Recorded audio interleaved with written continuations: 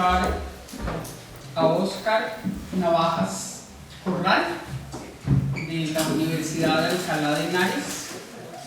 Óscar es doctor en museología de la Universidad de Alcalá de Henares también, donde también es profesor y subdirector del Departamento de Historia y Filosofía. En el campo de investigación, su trabajo se centra en el mundo de los museos, el patrimonio y el turismo, trabajando en dos líneas de investigación particulares. Por un lado, el análisis y estudio de los procesos de museología social y ecomuseología, que vamos a ver si tienes tiempo de explicarnos qué va. Y también investigación sobre los procesos de interpretación, patrimonialización y musealización de espacios de memoria traumática, específicamente del caso de la Guerra Civil Española. Y nos va a presentar una reflexión con un título muy provocativo: Turismo en lugares de memoria traumática, estrategias para transitar de la motivación del morbo a una pedagogía en valores. Sí.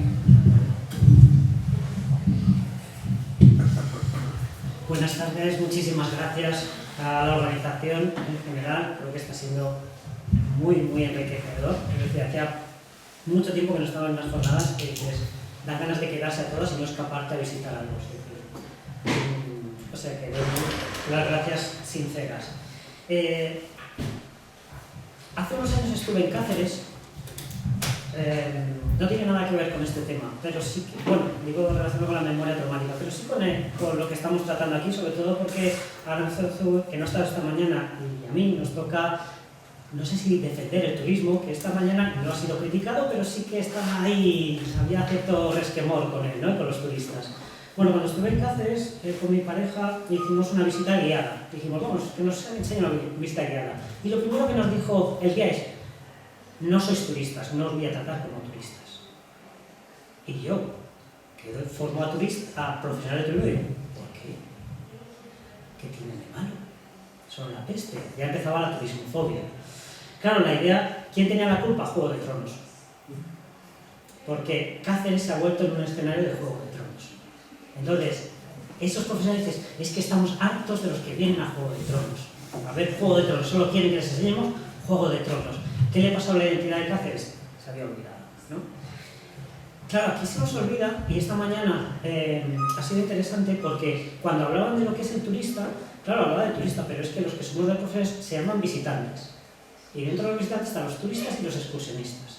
Incluso Irache, esta mañana, cuando estaba estaba visitando la Casa de Juntas, era un turista, un visitante. Es decir, sí que me gusta dejar esto claro, porque a veces decimos los turistas, no, aquí todas somos turistas, no son una especie aparte.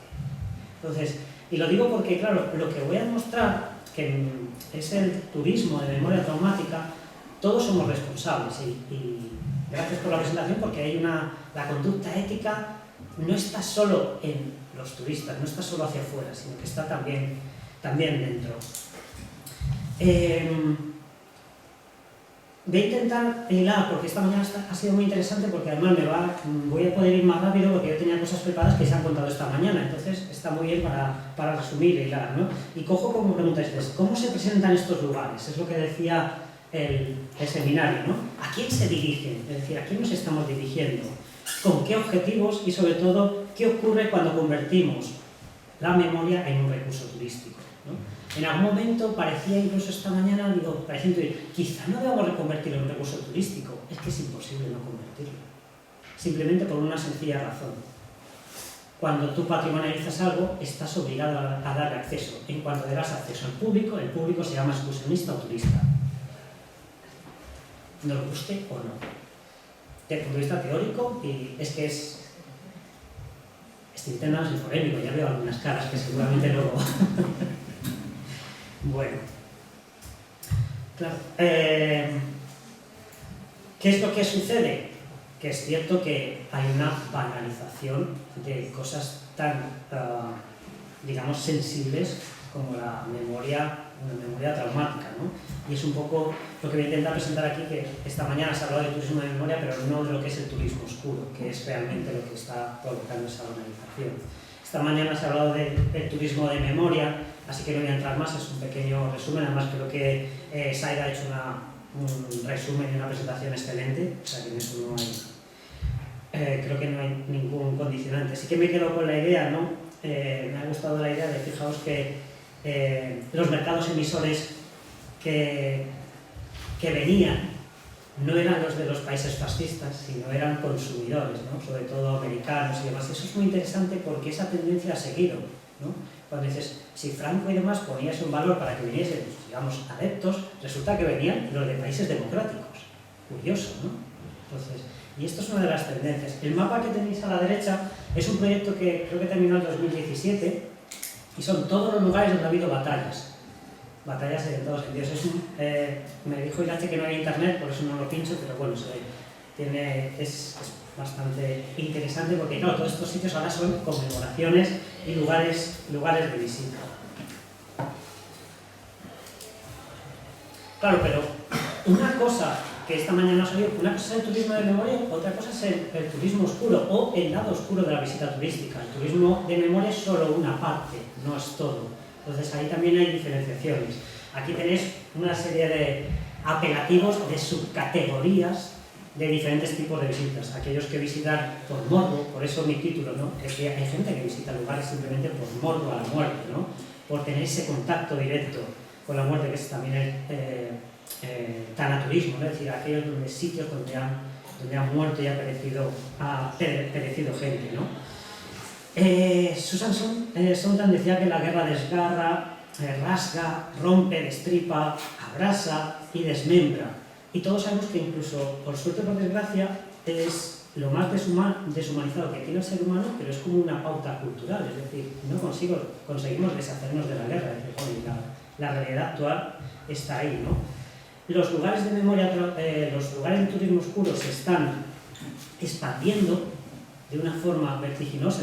En algunos países es casi el nicho de mercado principal, y a eso se suma, que además Gemma lo ha hecho bastante bien, la memorialización, ¿no? Que fomenta de alguna forma con sus condicionantes éticos. Es decir, nos guste o no, el turismo se ha apoderado de la visibilización de estos sitios. Estamos los profesionales que intentamos plantear, si visitamos el Museo de Guernica, pero al final el turismo es esa máquina, esas industrias sin chimeneas que busca toda esa rentabilidad, ¿no? Bien.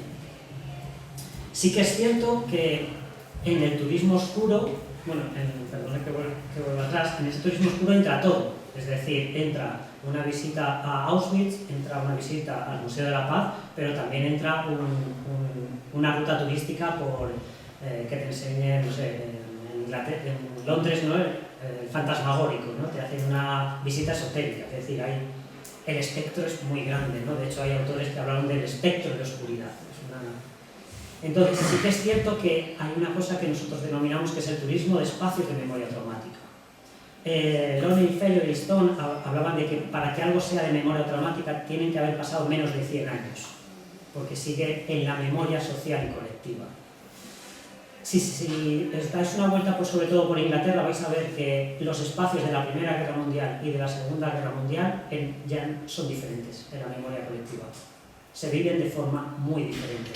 Claro, en nuestro caso, la Guerra Civil, por ejemplo, sigue muy, muy latente, ¿no? Sigue siendo memoria traumática. La Primera Guerra Mundial ya no es una memoria traumática.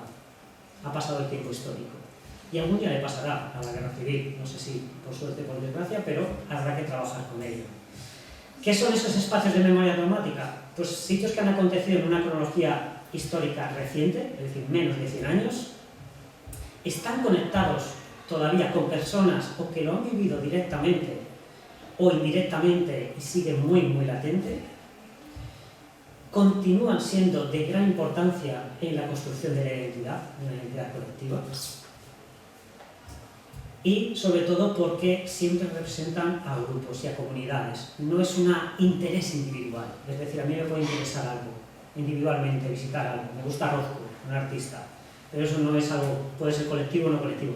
pero este tipo de elementos, es decir, por ejemplo, la paz, la destrucción de Guernica, sí que es algo colectivo, o bien para la comunidad del País Vasco, o bien para Guernica, o bien para toda la población española. Es algo que atrae, ¿no? Y esto es lo que diferencia visitar una mazmorra medieval de visitar el Museo de la Paz de Guernica. Y ahí es donde están los impactos. Pues voy afinando un poco, ¿no? El impacto económico ya también ha salido antes, así que no me voy a detener, pero si nos vamos a cifras, es rentable. Esto suena muy mal, pero trabajar con el dolor es rentable, desde el punto de vista artístico. Los límites, bueno. El impacto educativo también lo conocemos, es decir, no solo la idea de la paz, que es una de las cosas, o los derechos humanos, es que una de las cosas que se empieza a trabajar es nuestra relación con la muerte, que está cambiando. De hecho, hay un autor que, por si a alguien le interesa más, es argentino, se llama Costange, que habla de tanacapitalismo. Es decir, hay muchas personas que visitan estos lugares, sobre todo del mundo occidental, perdón por la expresión, desarrollado, porque tienen una relación con la muerte distinta por encima, es decir, se sienten superiores, entonces visitan lugares de memoria traumática porque saben que ellos están en una salvaguarda, por eso se llama tanacapitalismo, es decir, un consumo de la muerte. Es decir, estamos llegando a unos extremos bastante interesantes. Pondré algún ejemplo. Y luego el mediático.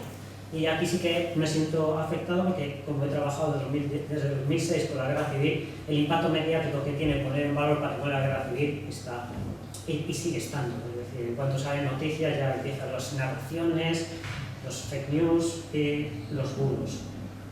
Si quisiéramos resumir un poco esto, digamos que el turismo oscuro tiene una gradación, y aquí hemos agotado justo lo que llamamos turismo de memoria traumática, es decir, aquello que está muy latente.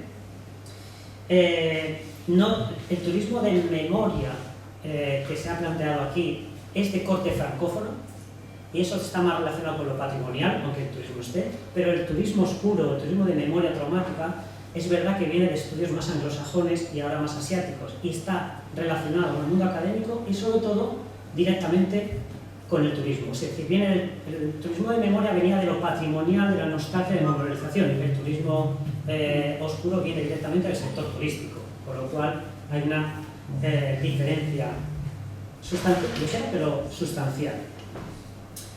¿Qué es lo que sucede? Que se está convirtiendo en una distopía. Es decir, si a 5 minutos, bien, no he hecho ni la mitad. O 6. Gracias. Bien, pues voy a acelerar. Tenéis una cantidad de noticias sobre lo que se considera turismo de memoria traumática, distópico, es decir, la gente está visitando las favelas, ya ha muerto algún turista, pero no para visitar las favelas, están visitando lugares donde se pegan tiros, para verlo. La gente está yendo a Ucrania a la primera línea de frente, igual que iban a Afganistán, igual que iban a cualquier guerra, y pronto irán a Gaza de forma de turismo. Es decir, no solo están esas fotos de Auschwitz, de verdad, hay empresas dedicadas porque hay ese tanacapitalismo, es decir, hay personas que quieren ver la destrucción y el sufrimiento. Y no estoy hablando de alguien que, pero ¿quién está así? No estoy hablando de 1 o 2, estamos hablando de un volumen importante de turistas. ¿Tengo solución? Por supuesto que no. Lo que sí que, algo que también se ha planteado es que yo parto de la idea un poco de la empatía, ¿no? Hay que volver a trabajar, es una de esas palabras que cada vez se utiliza más, pero creo que es muy interesante. Voy a leer una frase de Tuch, una profesora que dice, sobre todo para cambiar todo esto, dice: uno de los muchos desafíos del tiempo presente es que si la memoria del pasado se banaliza, que es una de las cosas que estamos debatiendo, tendremos individuos fallidos, sin memoria ni identidad y por ello presas fáciles para los movimientos totalitarios. Creo que es una de las realidades, ¿no? ¿Cómo creo que se puede trabajar esto? Con la empatía. La motivación del turista apenas se conoce, pero se conoce, bueno, porque va cambiando completamente. Cuando hablo de empatía, hablo de trabajar todos los aspectos de la empatía, y hay uno de ellos que es lo que se llama la empatía del dolor. Es decir, la empatía del dolor es lo que Moya Albiol dice que es la que realmente genera poder construir sociedades menos violentas. Y la empatía del dolor quiere decir no solo con las víctimas, sino también con los verdugos, todas las narraciones múltiples. ¿Cómo se hace eso? A través de la empatía histórica, que se trabaja mucho en educación, sobre todo, pero ahora se está llevando también a los museos y sobre todo a los espacios memoriales. El turista es un migrante patrimonial. El turista llega a un espacio y tiene que en poco tiempo irse a realidades tremendamente complejas para comprender aspectos de tiempo y espacio que le son ajenos muchas veces. Incluso yo cuando visito el Museo de Guernica conozco la historia, pero yo soy ajeno a la realidad de Guernica, de lo que pasó. Entonces somos migrantes patrimoniales, necesitamos una educación histórica, una alfabetización. ¿Cuáles son las características de la empatía, de trabajar con todas las narraciones, con ponerse en la posición del otro? Te lleva a la tolerancia, trabajar desde la objetividad histórica, pero sobre todo la idea de responsabilidad. La empatía histórica lo que trata fundamentalmente es conocer el momento en el que alguien decidió tomar una decisión para saber qué consecuencias tuvo a la larga. Y cuando digo a la larga no me refiero a años en los siguientes pasos, sino a años vista. Es decir, cuando alguien tomó la decisión, unas personas, de crear campos de exterminio, las consecuencias no solo fueron el exterminio, fueron hasta el día de hoy. Es decir, tomar conciencia de las decisiones que toma el ser humano. Por eso hablaba también de... y eso te llevará a tener una perspectiva histórica nueva y un respeto. Aquí enlazo con lo que hablaba esta mañana también Laia, que es la interpretación carente, la hot interpretation. Hay la cuarta fase que ella mencionaba es lo que se llama también la curva in through, es decir, y es lo que mi compañera hablaba de la esperanza. Es decir, muchos de los espacios de memoria traumática se han basado en la simpatía, no en la empatía. La simpatía acaba en decir, voy a llegar a estar justo, voy a ver qué dolor tuvo, me pongo en su lugar, ¿vale? Y falta la construcción, la esperanza. ¿Cuál es la esperanza? Esto es un proyecto que se hizo, por eso es una cuba de elefante, ¿no? Aquí es donde está conocer por qué se tomaron decisiones, en qué momento, qué repercusiones, para que la persona diga, no hay que volver a tomar esas decisiones. Vengan de quien venga. Es que perdón que vaya un poco rápido. Bueno, había traído algunos ejemplos, eran del entorno anglosajón, pero bueno, quien quiera me puede escribir y le mando documentación. Totalmente, además, Laia ha puesto ejemplos de Hot Interpretation que tienen que ver con este tipo de elementos. Me voy al final, que son las conclusiones, y lo que yo quería plantear aquí son retos. ¿Cuáles creo que son los retos? ¿Un minuto? Sí. Gracias.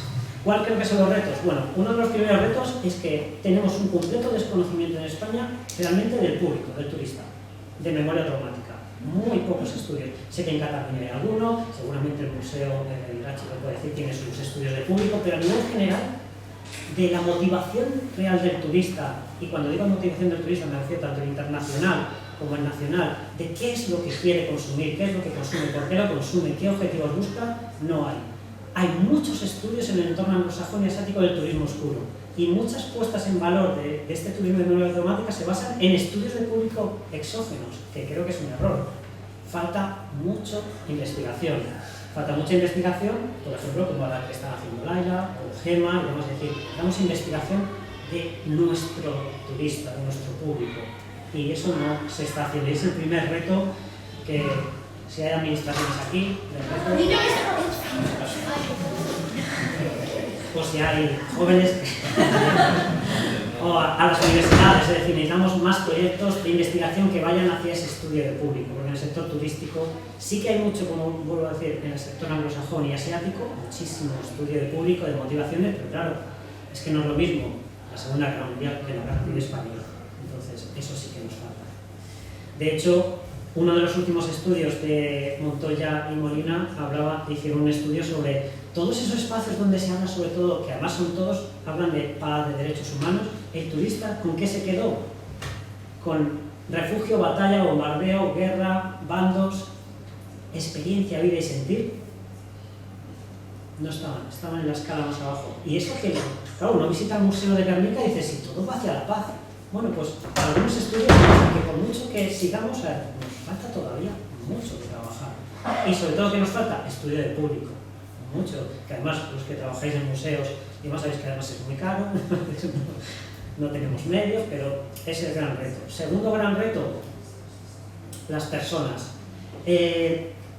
Los espacios de memoria traumática han hablado mucho de aspectos militares, aspectos bélicos, aspectos de paz, de justicia. Falta empezar, han hablado de dolor, de pena, de pérdidas. Falta hablar, por ejemplo, de cosas como frustración, vergüenza. Pimentel habla de convertirlos en productos de vergüenza, es decir, que creo que para mí, esto es una opinión personal, que todavía haya guerras en el mundo es una vergüenza para el ser humano. Y creo que en los museos también debemos mostrar diciendo, es que existan guerras es una vergüenza. Es decir, lo que está pasando en cualquier país, una guerra en el siglo XXI, es una vergüenza después de nuestra evolución. Falta también hablar de, es decir, vamos a asumir culpa. Me siento vergüenza de ser humano, sobre todo por una idea. Si conocen a Martha Nussbaum, ella hablaba de queremos una educación para la democracia o una educación para la renta. Muchos de los espacios que estamos poniendo en valor tienen que ver sobre todo con una educación para la renta. No me refiero aquí, digo, hablando del turismo oscuro a nivel general. Creo que falta trabajar esa empatía hacia una movilización social, ¿no? Construir esos espacios. Y ya termino. Vale. Para no quitarle tiempo a la discusión, porque sospecho que va a haber mucha intervención del público. Bueno, y aquí recojo palabras de Gemma que decía, los relatos van evolucionando, y es cierto, la memoria social que todos tenemos, sobre todo de nuestro pasado tan reciente, ya no está tan presente en las nuevas generaciones. Y podemos enseñarla, pero esa memoria que nos han inculcado, que es herencia, eso ya no va a estar, igual que no estaba de la Primera Guerra Mundial. Entonces, hay que hacer muchos esfuerzos para que no se pierda y para realmente construir hacia el futuro. Por eso Vinges hablaba de que seguimos haciendo una museografía bastante ecuménica, que solo llega a la víctima, no está llegando al público, no hablamos de todas las narrativas, aunque creemos que están todas las voces, no están todas las voces en las museografías. Y hay algunas voces que nos duele ponerlas, pero habría que ponerlas. Para eso está, si alguien quiere investigar sobre esto, en Chile, en Latinoamérica se hace mucho contramonumento y es muy interesante toda esa tendencia. Y los últimos retos es, efectivamente, el turismo es nuestro cirujano, saca nuestras maldades, incluso están ahondando en la condición humana, porque visitar favelas para ver cómo se pegan tiros, yo no sé hasta dónde, si hablamos de ética. Y me quedo con mi sobrino, que aquí le tiene. Esta es la mirada. Con esto sí que termino. Ahora ya es mucho mayor. Esto está en el museo de Imperial War Museum de Londres. Está en la entrada. ¿Saben lo que es? Un trozo del muro de Berlín. Claro, mi sobrino se quedó diciendo, ¿esto qué es? Este graffiti. Claro, es una memoria que dices, no hay memoria ni social, ni individual, ni conocimientos. Pero aquí tenía creo que 11 o 12 años, no me acuerdo, más o menos. Dices, ahí puedes trabajar la empatía histórica, ahí puedes contar todas las narrativas para generar lo que se ha hecho esta mañana, reflexión crítica, ¿no? Esa mirada de decir, para mí es un graffiti, es un juego bonito, hasta que, claro, y dices, ¿quién es el primero que le cuenta una historia? ¿Qué voz? Muchas gracias.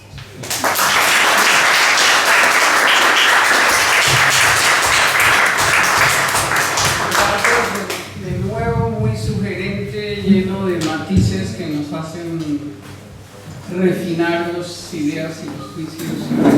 Muy interesante, muchas gracias. Sí, yo creo que sube anoche los ponemos aquí. Tenemos 20 minutos para la conversación entre todos.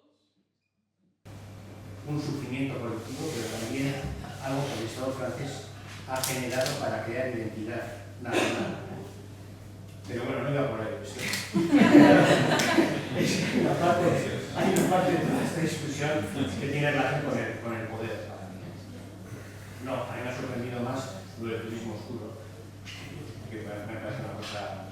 Bueno, ya había habido alguna vez en la guerra de Siria, también había turistas que pagaban por estar junto a los fotógrafos de primera línea, etc. Pero la pregunta es, ¿las empresas hacen paquetes de turismo oscuro? Bueno, en cuanto a lo del poder, efectivamente.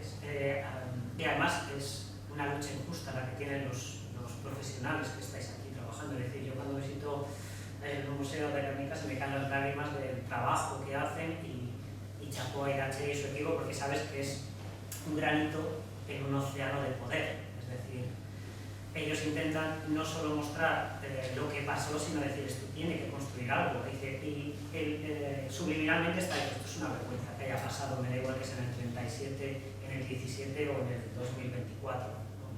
Pero claro, dices, ¿cómo concienciamos a las instituciones? ¿Cómo llegamos al poder? Bueno, con esos granitos quizá a lo mejor por la investigación, no lo sé, poniendo más lugares, trabajando más esa idea. Lo que sí que veo es que dices, hay muchos profesionales que trabajan sobre esto, muchos hablamos de esto, de ética y demás, pero es que el turismo, la gente que se hace selfies en Outreach aumenta y lo han tenido que prohibir y perseguir. Hay algo que no está funcionando y no me refiero hay algo en algún sitio, no sé si es el poder, si son las redes sociales, si somos los investigadores, algo no estamos llegando.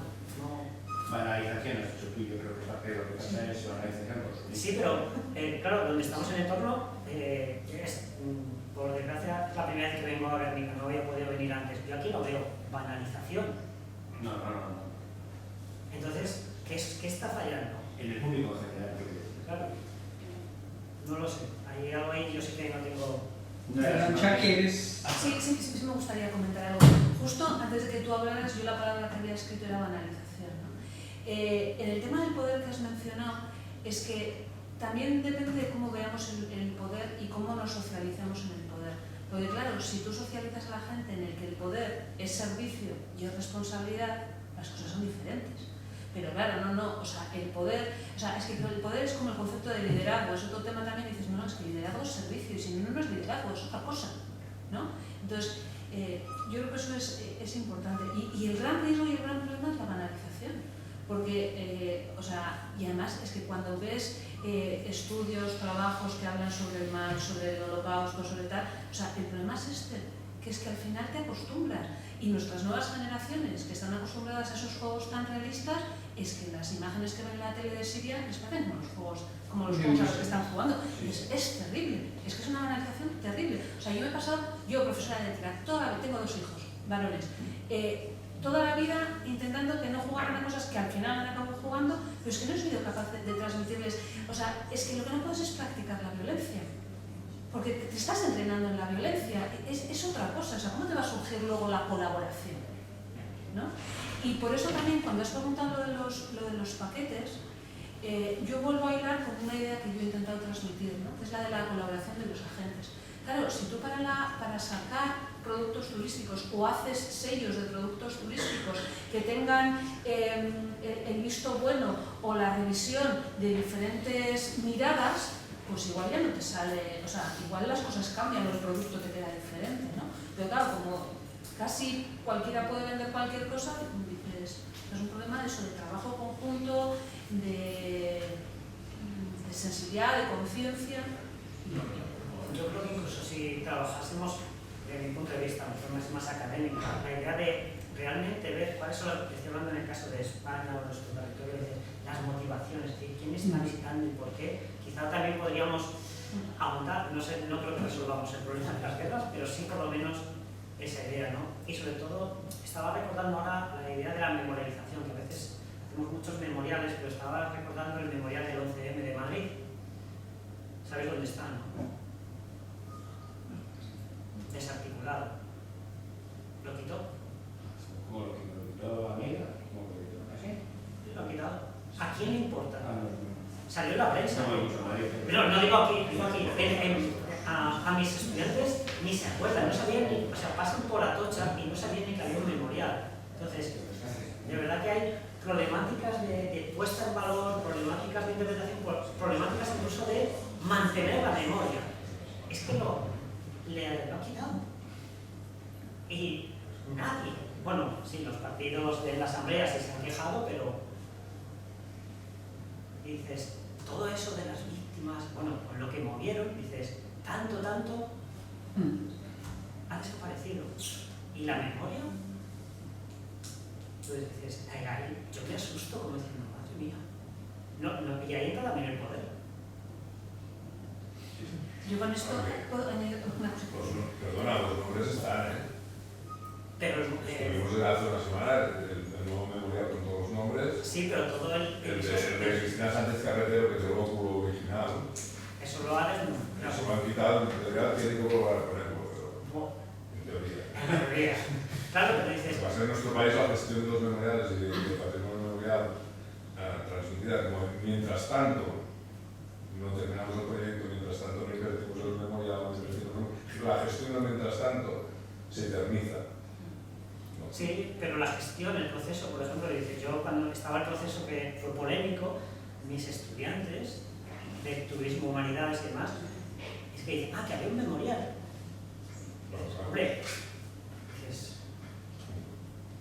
tenemos un problema de gestión de memorial.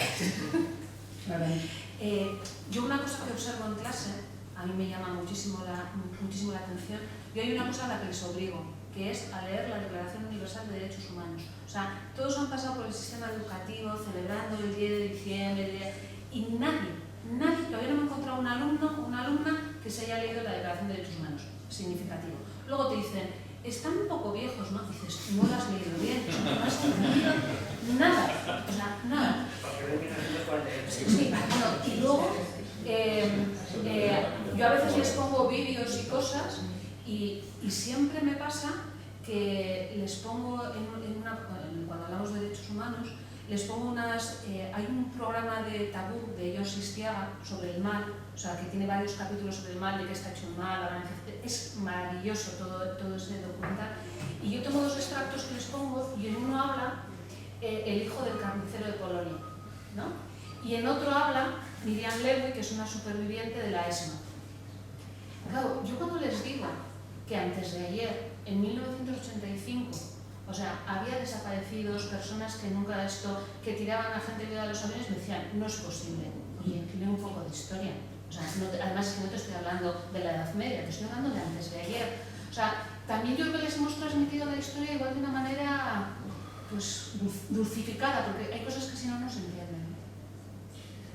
Todos somos turistas, yo también soy turista cuando voy a viajar. El poder es un fondo de colaboración de todas las sociedades, el problema está que hay gente empeñada en cogerse para él. Si lo que más dinero da es el turismo oscuro, Bueno, no he dicho eso tampoco. era la parte de negocio que más estaba creciendo. Sí, se está creciendo muchísimo. Claro, eso genera una maquinaria. Pero hablar de turismo, Pero claro, Sí, Andreas. Sí. visitar los cementerios también está dando dinero, que también Sí, entra. yo vivía a los cementerios, íbamos a la Rosera, bueno, pero no. Andrés. Bueno, no sé, recuerdo una profesora en primaria que decía, no sé qué es eso de educar en valores a niños pequeños, porque yo pienso que esos valores se tienen que vivir. Entonces, ¿cómo incorporamos, digamos, una sensibilidad de cara del pasado si vivimos en una sociedad que nos propone futuro y hay una apología de vivir el presente y nada más que el presente? Creo que pecamos demasiado en general en el campo educativo de deber ser en lugar de explicar a la gente cómo somos y sin culpabilizar. Porque todos tenemos algo incorporado de esto, de lo que estamos hablando, ¿no? Del morbo, de esto, ¿quién no? Entonces, yo creo que ahí es igual también una clave de intentar no educar tanto del deber ser, sino de explicar a la gente o intentar reflexionar sobre cómo somos y por qué somos como somos, y a partir de ahí, igual, poniendo esa distancia, creando una capacidad de autorreflexión, igual podemos avanzar más. A ver, hasta donde yo sé que en edades entre 14 y 18 años, las personas que han trabajado con empatía histórica lo hacen poniéndoles ejemplos de su realidad, para que personajes del pasado que tomaron decisiones que tuvieron unas consecuencias les llevan a personas de su presente que ellos conocen. Claro, en otros espectros de educación infantil no tengo ni idea de cómo se podría hacer. No tengo conocimientos, no sé cómo se podría hacer. Vale, has Solo hecho una, sé. perdón, Pero, sí. has hecho una pregunta que me encanta. Yo tengo un compañero con el que suelo dar cosas de inteligencia emocional y cosas así, que me acuerdo que en una ocasión me dijo, oye, Ana, ¿y cómo se educan valores? Pues siempre, no hay otra forma. O sea, porque nadie aprende valores de forma teórica, tú aprendes viéndolos en la práctica, ¿no? Entonces, yo desde donde entiendo cómo hay que transmitir esto, y lo del deber ser y explicar más el ser, el problema es que nos han enseñado que la ética y los principios son una mochila pesada, llena de piedras, que no te deja correr, pero no nos han enseñado que los principios, los valores, las normas, no son porque sí, sino es para conseguir una vida buena, una vida feliz, pero no solo para mí y los míos, sino para todas las personas, ¿no? Y que no puedo estar satisfecho hasta que, o sea, si hay alguien que se queda fuera. Yo algo en lo que insisto mucho es que hay que hacerse preguntas, ¿no? Yo en mis clases les veo con ejemplos, casos, etc. Se ponen muy nerviosos, muy nerviosas, porque les digo, claro, es que, bueno, ¿y cuál es la solución? No, es que no hay solución. Puede haber distintas soluciones buenas, lo que pasa es que hay soluciones y hay decisiones que están más apoyadas, son mejores que otras, pero eso nadie te lo va a enseñar, lo tienes que argumentar y depende de la situación, el momento, las personas, las consecuencias, etc. Y es que eso nos han entrenado a dar tecla 5 y que salga la solución 5, pero no a pensar y a pensar qué es lo mejor aquí, ahora, en esta situación. Bueno, dale.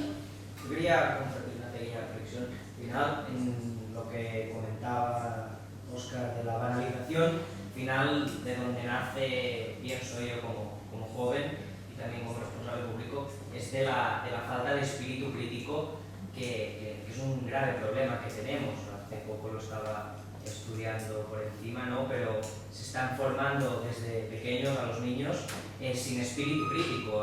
Se ha llegado a un punto que en la escuela ya no explican que hay cosas buenas y hay cosas malas. Se está prohibiendo el castigo desde la educación primaria, y esto lleva a que cuando empiezas a descubrir el mundo por ti mismo, pues en vez de preguntarte por qué estás tú aquí, te haces directamente un selfie, ¿no? Como pasa en Auschwitz o como pasa, por ejemplo, en mi pueblo, donde hay un árbol donde hace 30 años se subió una persona, se descubrió a través de un programa de televisión quién era, y la gente va a ese árbol a hacerse una foto, en vez de reflexionar sobre el porqué de las personas que aparecen y que no tienen nombre. O, por ejemplo, en Portbou también, ¿no? El memorial Passatges de Dan Caravan a Walter Benjamin.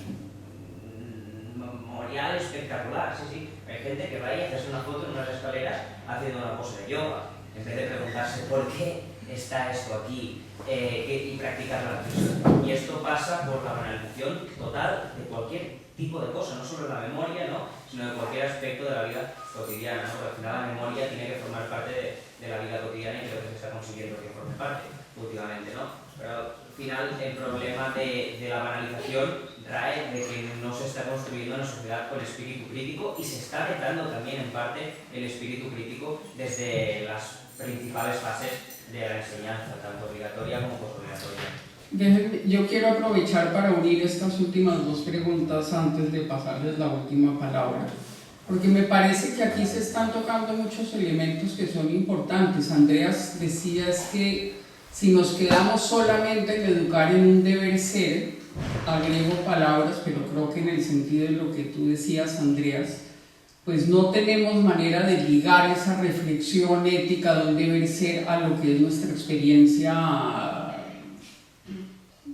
problemática, traumática y también positiva. Pero si nos quedamos solo en la explicación de cómo somos, y sumo a eso la reflexión crítica sobre lo que es, sobre lo que somos, también se dificulta el proceso de pensar y esto cómo puede cambiar, hacia dónde puede cambiar. Entonces realmente creo que el enfoque ético del que han estado hablando es como un diálogo entre el ser y el deber ser, entre cómo somos y entender eso, y también entender perspectivas de transformación. Pero yo creo que eso plantea también una dificultad enorme, y Xavier Echeverría hablaba también de la pedagogía del mal, en el campo, por ejemplo, de educación histórica, donde se trabaja mucho en la educación sobre pasados traumáticos, pasados violentos. se plantea siempre con el horizonte de contribuir a la reconciliación. Tú hablabas de Adela Cortina y ese ética como una visión de proyectos de felicidad que abran la posibilidad, no me acuerdo ya de los términos exactos, de la justicia, de la esperanza. Tú hablabas también de la esperanza. Y yo no dejo de preguntarme, y este es un debate que, como digo, está muy presente en los campos de educación ética, de educación histórica, si podemos enseñar esos pasados y esas memorias traumáticas, como hemos descrito, tienen que provocar, o sea, si no se provoca el dolor, la indignación, la ofensa, es como que es difícil entender lo que ocurrió si no está acompañado de esas emociones. Entonces, ¿cómo es que hay que hacer para transitar de ahí a la esperanza, a la visión de futuro optimista, etcétera? Yo creo que la empatía puede ser un elemento, pero no creo que sea suficiente. La empatía no deja de ser también un sentimiento sombrío. Y yo creo que ese tránsito y por eso la idea de la pedagogía del mal, que es cómo es que podemos aprender constructivamente de la experiencia de dolor y sufrimiento, es una pregunta enorme sobre la que sabemos poco, y sobre todo sabemos poco en la práctica, más en la teoría y menos en la práctica. Entonces, bueno, no sé si tienen algunas sugerencias. Yo solo por alusiones, sí, lo del bosque me ha encantado porque sabes que uno de los sitios de turismo oscuro que aparece en todas las referencias es un bosque en Japón, que es donde va la gente japonesa a suicidarse, y es uno de los sitios de turismo oscuro más visitado, que es muy macabro porque te puedes encontrar a alguien que se ha suicidado, o sea que no es raro que sea lo del árbol, o sea que yo digo está dentro del turismo. Lo que me dices de la educación, claro, yo solo puedo hablar de mi nivel, que es el de universidad, pero en mi nivel, una de las competencias es la reflexión crítica. Es decir, el alumno tiene que demostrar que tiene juicio crítico, que reflexiona. Es decir, eso no es algo exógeno. Me imagino que en los otros niveles también estará en las competencias. Otra cosa, la pregunta es, ¿y aquí me culpa? Es decir, ¿y yo, Óscar Navajas, sé hacer eso con los alumnos? Yo me he dedicado a investigar, hacer una tesis doctoral sobre museos en España. No me están grabando, ¿no? Doy muchos cursos de innovación docente, porque los tenemos, y te esfuerzas por empatizar con los alumnos y moverles, pero claro, los cursos ¿de qué son? Vamos a hacer vídeos para TikTok, vamos a hacer vídeos para que el alumno... herramientas, hay muchísimas. En museología está la museología crítica, es decir, vamos a la co-creación, que es la participación comunitaria. Hay herramientas para hacer reflexionar. Bueno, Irache, que es profesional y que dirige museos, puede decir la cantidad de herramientas que hay. Hay un problema más de fondo, como decías, es decir, no vamos a inventar la rueda, creo que no sé quién lo ha dicho esta mañana, alguien ha dicho, no vamos a inventar la rueda. Los programas, las políticas educativas hablan de población que tiene que aprender a ser reflexiva, es decir, no es que se prohíba, al revés. Una de las cosas que tengo que valorar a mis estudiantes es que emitan juicios de valor y que tengan autonomía de pensamiento. O sea, eso, ¿por qué no? Lo que decía, ¿por qué no está funcionando? Pues ahí creo que cada uno y cada una también nos tenemos que mirar, ¿qué estoy haciendo yo en clases? Navajas, ¿qué haces en clase que no consigues? Eso. Y es una cosa que a veces me quita el sueño y otra vez digo, voy a hacer otro curso de innovación docente. No sé cuándo va. Una última intervención de Arantxa y terminamos porque tenemos una siguiente actividad. Bueno, yo le compro a Óscar lo de la empatía, pero voy un poco más allá, ¿no? Yo creo que realmente no vamos a comportarnos bien, no vamos a construir nosotros, etcétera, mientras realmente no veamos al otro que tenemos enfrente, a la otra persona, ¿no? Y yo y el otro no somos algo tan diferente, sino que somos yo y el otro, nosotros y todo una unidad. Y una palabra también que, con esta yo suelo acabar las clases, ¿no? Siempre los cursos de ética los acabo con la palabra responsabilidad, ¿no? Porque uno de los problemas también es que hay mucha desresponsabilización, ¿no? Y yo creo que eso es un problema, o sea, y a mí me encanta una canción de Matalgo en la que dice acción, reacción, repercusión. Probablemente es la frase que más les he repetido yo a mis hijos, ¿vale? Tienes libertad para hacer, pero asumes las consecuencias.